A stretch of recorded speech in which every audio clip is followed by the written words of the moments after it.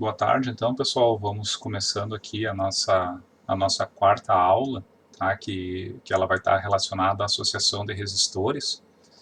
Eu vou dividir essa aula, então, em 4 vídeos, tá? E a gente vai particionando, então, o que seria essa nossa quarta aula, tá? Em princípio, pessoal, a gente na disciplina de circuitos elétricos, a gente está buscando como, como definir valores de tensão, valores de corrente em circuitos mais complexos, né? E a gente viu que as leis de Kirchhoff, tanto a lei das correntes quanto a lei das tensões de Kirchhoff, elas podem ser usadas para determinar qualquer tensão, qualquer corrente em um circuito elétrico que seja linear, concentrado e invariante no tempo, tá? Só que chega um momento na análise de circuitos em que a simples aplicação dessas leis ela torna a análise muito complexa de um circuito elétrico. Tá? A gente vai chegar em sistemas de ordem muito elevada, sistemas complexos, equações complicadas de serem resolvidas, né? E até a questão da gente poder se perder na hora de estar manipulando equações para encontrar essas variáveis. Então, o que a gente faz agora, no decorrer da disciplina, é apresentar ferramentas que facilitem a análise de circuitos elétricos, tá? Facilitar, vamos dizer, tornar mais simples a análise de circuitos, tá? Uma das técnicas mais simples, mais utilizadas na análise de circuitos elétricos, né, sempre que ela pode ser utilizada, é a associação de resistores. Tá? O que significa associação de resistores? Eu tenho determinadas condições em que eu posso associar resistores, fazendo que uma série de resistências, um circuito mais complexo, com muitos resistores nesse circuito, ele possa ser simplificado a um circuito com menos nós, com menos malhas, e com isso, a partir disso, né, simplificando a análise desse circuito. Tá? A gente vai ver que a associação que a gente tem, ela se divide em associação de resistores em série e de resistores em paralelo. Tá? O que significa isso? Significa que se eu tiver uma conexão em série de resistores, eu posso encontrar uma resistência equivalente, e se eles estiverem conectados em paralelo, eu também consigo encontrar a resistência equivalente desse circuito. Essas equações, essas análises, elas são derivadas das leis de Kirchhoff. Tá?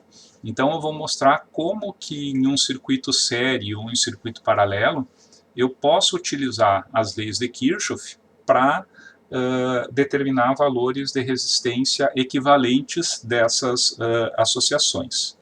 Tá? A gente vai começar com a associação de resistores em série, tá? E antes da gente determinar a resistência equivalente dessa associação, eu gosto sempre de retomar a definição de o que são elementos em série e o que são elementos em paralelo, né, para a gente poder aplicar direito digamos, a essas simplificações de circuitos. Tá? Eu ressalto isso porque muitas vezes a gente vê os alunos confundindo, às vezes, uma associação série com uma associação paralela, ou com uma associação que não tem nada a ver nem com série nem paralelo. Mas muitas vezes o aluno não consegue enxergar se tais elementos estão em série ou se eles estão em paralelo. Tá? Então, sempre para a gente determinar se, aqui nesse caso, né, se os elementos estão realmente em série, a gente tem que aplicar a definição, tá? De que os resistores eles vão estar em série quando os terminais deles estiverem conectados, né, um em seguida do outro, não é? E não existirem nenhuma ramificação entre os componentes, tá? Quer dizer que todos os componentes são percorridos pela mesma corrente elétrica, tá? Vocês podem ver nessa figura de cima que os resistores R1, R2 e R3 estão sendo percorridos pela corrente I, tá? E aqui abaixo, na figura de baixo, seria uma conexão de 3 resistores que não estão em série. Tá? Por que eles não estão em série? Porque eles têm um caminho ali que a corrente vai desviar. Tá? Então, a minha corrente no R1 não vai ser a mesma do R2, não vai ser a mesma do R3. Apesar de que eles têm os terminais conectados em sequência um do outro. Tá? Mas eles não cumprem a limitação de serem percorridos pela mesma corrente elétrica. Então a gente tem que lembrar isso aí sempre para afirmar que os elementos estão conectados em série. Tá? Então, se a gente partir de um circuito aqui com 3 resistores ligados em série e alimentados por uma fonte de tensão, tá? A gente viu na aula passada que a lei das tensões de Kirchhoff me diz que o somatório das elevações de potencial num circuito deve ser igual à soma das reduções de potencial. Tá? Então, por exemplo, aqui, vamos supor que nesse circuito, né, eu tenho aqui até foi colocado uma corrente IR1, uma corrente IR2, uma corrente IR3, para representar a corrente de cada resistor. Tá? Mas, na verdade, né, uma vez que eles estão em série, a corrente IR1 é igual a IR2, que é igual a IR3, que eu chamei aqui de IS. Não é? Então, se eu aplicar a lei das tensões de Kirchhoff, né, eu teria menos Vs, mais VR1, mais VR2, mais VR3 igual a zero. O que me daria que o Vs, a tensão daquela fonte de tensão, é igual à soma das quedas de tensão nos 3 resistores. Tá? Eu vou representar essas quedas de tensão em função da resistência e da corrente. Tá? E no final aqui eu chego que a tensão Vs vai ser igual à soma das resistências dos 3 resistores, multiplicado pela corrente IS, que é a corrente que circula nesse circuito. Tá? Então, se eu quiser determinar a corrente total fornecida pela fonte de tensão, eu vou isolar o meu IS, tá? E eu vou achar que a corrente IS vai ser Vs dividido pela soma das 3 resistências. Tá? Então, daqui a gente tira a definição, né, de resistência equivalente de resistores em série, é que essa resistência equivalente ela vai ser igual à soma das resistências individuais de cada um dos resistores. Tá? Então, se eu for pensar em um circuito com N resistores, né, eu vou ter que a resistência em série vai ser a soma de R1 mais R2 mais R3 até a quantidade de resistores que eu tiver aqui conectados em série. Tá? Então, um ponto bem importante da gente ressaltar é que a resistência total de uma associação em série ela vai ser sempre maior do que a maior resistência do circuito. Tá? Isso aqui é uma coisa bem óbvia, né, porque a gente tem uma soma aqui, mas muitas vezes isso ajuda a gente ter essas definições aqui na cabeça, nos ajuda a prevenir possíveis erros que a gente possa ter na análise de circuitos, tá? Porque daqui a pouco vocês tinham lá um resistor de 100 ohms somado com de 1 kΩ, com 10 kΩ, e daí começa a colocar, além do número, também o fator de multiplicação, e às vezes a gente se perde na calculadora, e daí, sei lá, ao invés de 10 kΩ, vocês colocaram 10 só, e daí vai achar a resistência total lá, 1000, não sei quantos ohms. Não pode, né? Porque a resistência total tem que ser maior do que a maior das resistências. Então vocês já têm aí um parâmetro para debate pronto, né? Bater o olho na resposta de vocês e pelo menos ter noção se tem sentido ou não. Tá? Ou seja, se for maior do que a maior resistência, pode estar certo. Se for menor do que a maior resistência, com certeza vai estar errado, tá? Mas aqui a gente tira então que da associação série, não é?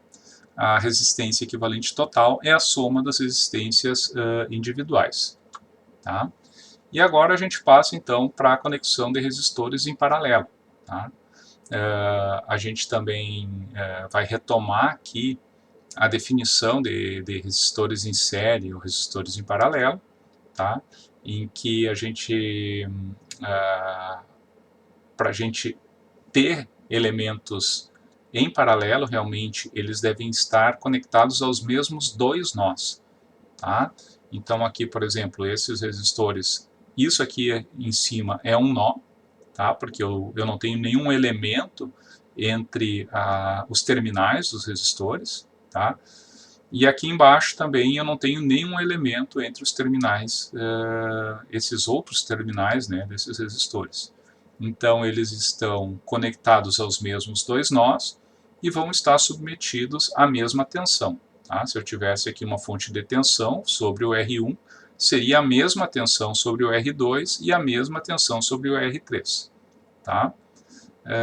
Aqui então, só para ilustrar, né, que os elementos eles podem estar conectados de forma parecida com esses aqui, mas não está em paralelo.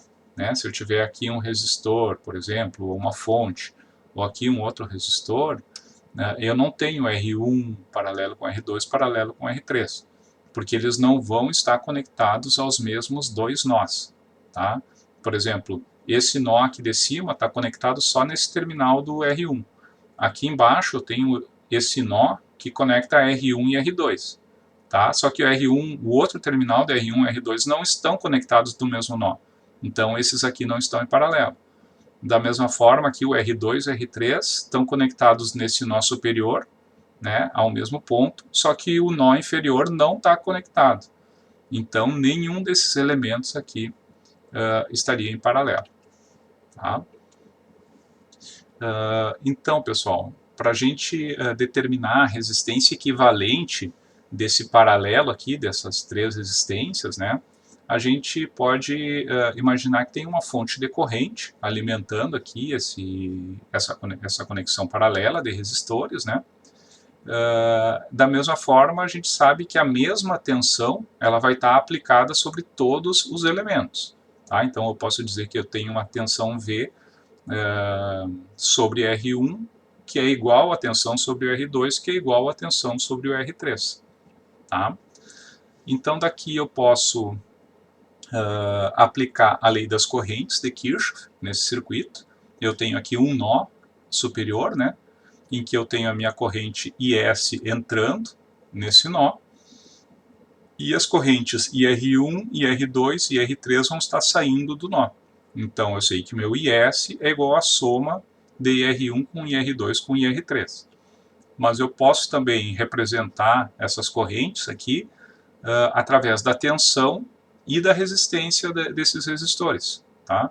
Então eu tenho que a corrente total aqui é V sobre R1 mais V sobre R2 mais V sobre R3.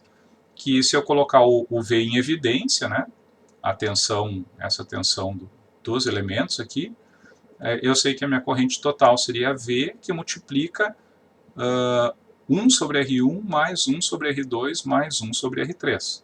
Tá? Mas eu sei, né, que a minha corrente total seria a tensão dividido pela resistência total desse circuito. Né?